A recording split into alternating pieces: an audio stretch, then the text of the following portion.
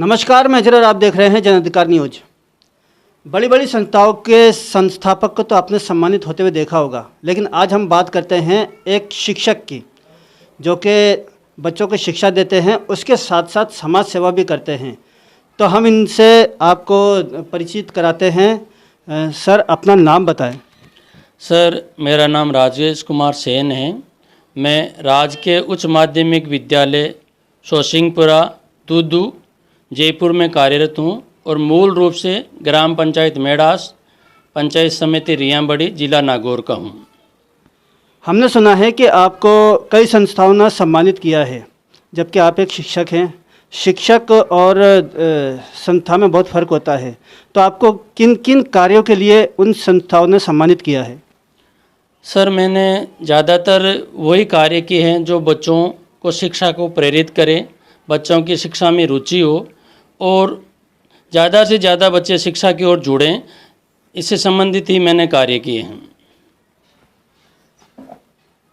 और हमने देखा है कि आपको कई सम्मानित पत्र मिले हैं। इसमें कौन कौन से ऐसे सम्मानित पत्र हैं जो बड़ी संस्थाओं ने आपको दिए हैं?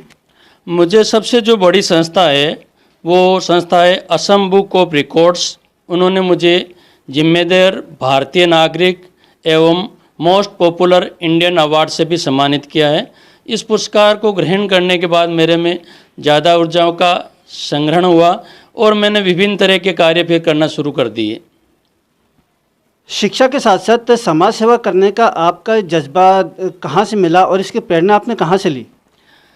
शिक्षा के साथ साथ जो मुझे जज्बा है मुझे अपने परिवार से ही मिला है। मेरे पिताजी, मेरे बड़े भैया और मेरे ससुर जी और मेरी पत्नी, यहाँ तक कि हम सारा का सारा परिवार समाज सेवा से जुड़े हुए हैं। ये सारे परिवार से ही है जो मुझे ये समाज सेवा की प्रेरणा मिली है, क्योंकि मैं 24 घंटे बच्चों के प्रति समर्पित रहता हूँ। और इसी कारण से जब मैंने महसूस किया कि सरकारी विद्यालय की जो छात्र है वो निजी विद्यालय के छात्रों को जब टाई, बेल्ट और पहचान पत्र पहन के विद्यालय में जाते हुए देखते हैं तो अपने आप को हीन भावना से ग्रसित समझते हैं। तो मुझे भी इसका फील हुआ और मैंने भामाशाहों के सहयोग से बच्चों को निःशुल्क पहचान पत्र बनवाए, निःशुल्क टाई, निःशुल्क बेल्ट दिलवाए और अन्य जो शैक्षणिक सामग्री है वो बच्चों को दिलवाए। तो इससे क्या है कि बच्चों में भी है जो रुचि जागृत हुई और बच्चों की भी है जो विद्यालय में प्रवेश भी बढ़े। बच्चों के साथ साथ हमने सुना है कि आपने शिक्षकों के भी पहचान पत्र बनवाए हैं, तो इसका क्या उद्देश्य देना चाहते थे आप? इसका सर उद्देश्य यही है कि आज तक जो जहाँ तक मैंने देखा है कि शिक्षकों के कभी पहचान पत्र थे ही नहीं।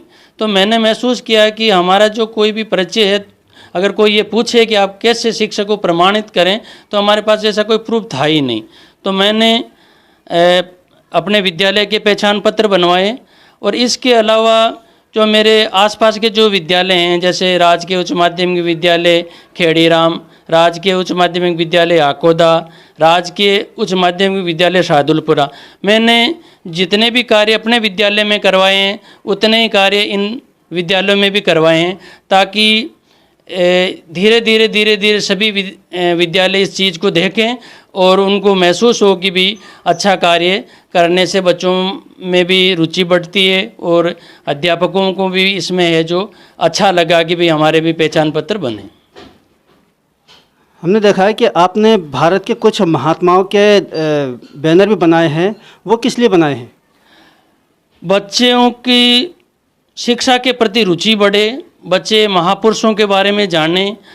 इस कारण से मैंने ये सोचा कि भी अगर छोटे छोटे बैनर बना के विद्यालय की कक्षाओं के बाहर अगर लगाए जाएंगे तो बच्चा जब बार बार उनका देखेगा, जैसे महात्मा गांधी के बारे में अंग्रेजों भारत छोड़ो, तो जब बार बार पढ़ेगा, महात्मा गांधी की फ़ोटो देखेगा, रविंद्रनाथ टैगोर, सुभाष चंद्र बोस, अब्दुल कलाम आज़ाद, झांसी की रानी लक्ष्मीबाई, भगत सिंह, चंद्रशेखर आज़ाद, इनसे संबंधित मैंने जो भी इनके महान विचार थे उन महान विचारों के साथ साथ उनकी जन्म तिथि, उनकी निधन की तिथि और उन्होंने जो महत्वपूर्ण कार्य किए वो भी है जो मैंने बैनर अपने विद्यालयों में लगवाए हैं, ताकि बच्चे उसको बार बार देखें और ये समझे कि भाई ये जो हमारे महान पुरुष है हम इनसे क्या क्या शिक्षा ग्रहण कर सकते हैं और ये आने वाली प्रतियोगी परीक्षाओं के लिए भी उनके लिए ज़्यादा अच्छा रहेगा।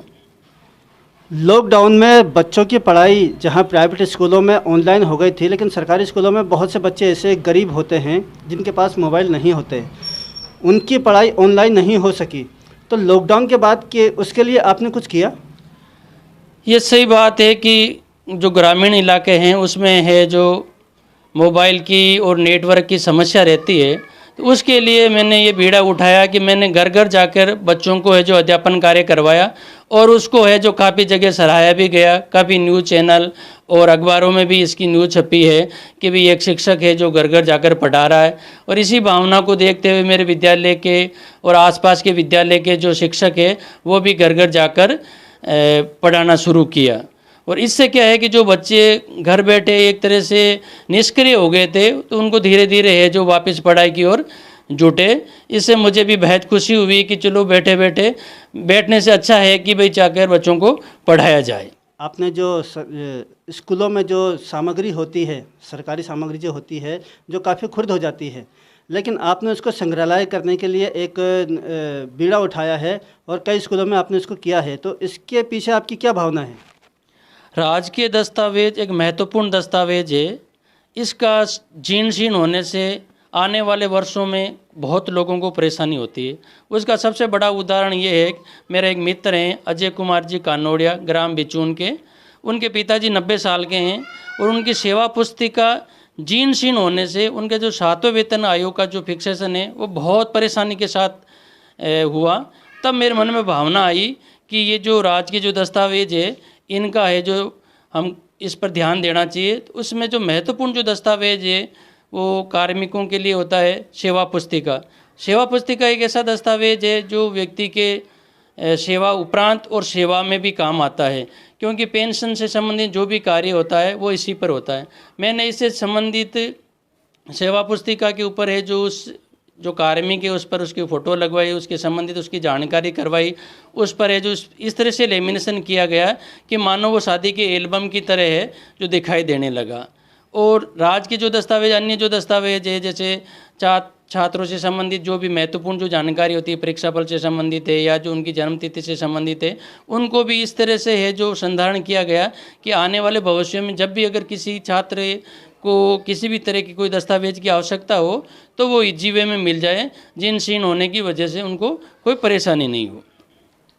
आज महाशिवरात्रि है, तो हमारे दर्शकों को कोई संदेश देना चाहेंगे?